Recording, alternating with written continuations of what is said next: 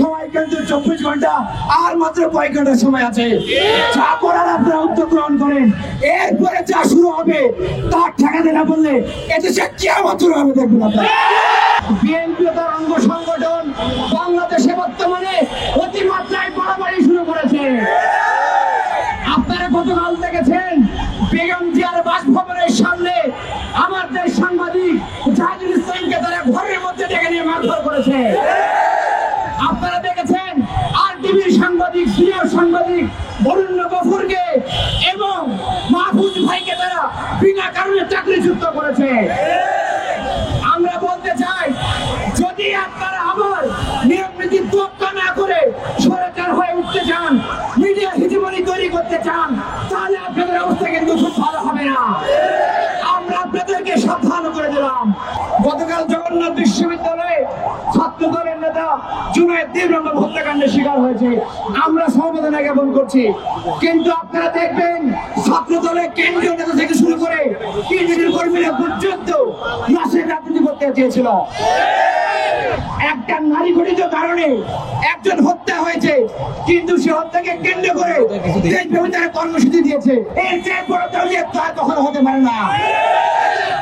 আপনারা দেখেছেন গতকাল হাজিরাবাদ বিজ্ঞান ও প্রযুক্তি বিশ্ববিদ্যালয়ে সিনিয়র জুনিয়রদের মারামারি হাতাহাতি হয়েছে, কিন্তু পরিকল্পিত ভাবে সে দায় শিবিরের উপর দেওয়ার জন্য কেন্দ্র কমিটি থেকে এমনকি কেন্দ্র অফিসারদের থেকে গুজব ছড়ানো হচ্ছে।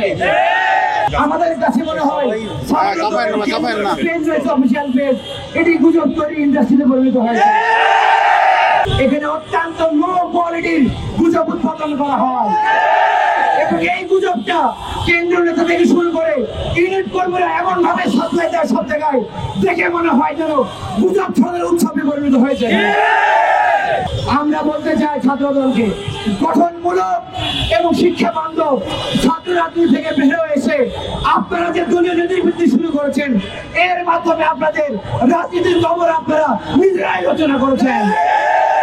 আমরা বলতে চাই, কোরআনের প্রোগ্রামে আক্রমণ করা, মসজিদে আক্রমণ করা, নামাজের প্রোগ্রামে আক্রমণ করা, এটি হচ্ছে রাম রাজত্ব প্রতিষ্ঠাকারী কসাই মুনির এজেন্ডা।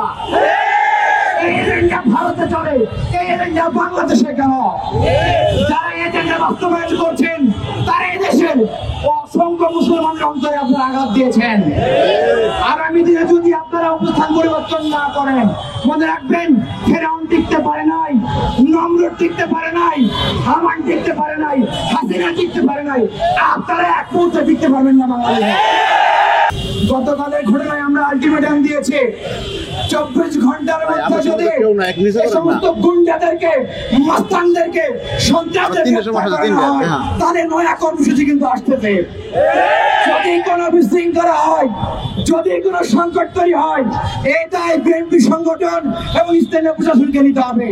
আমরা আবার বলছি, সময় কিন্তু 24 ঘন্টা আর মাত্র কয়েক ঘন্টা সময় আছে।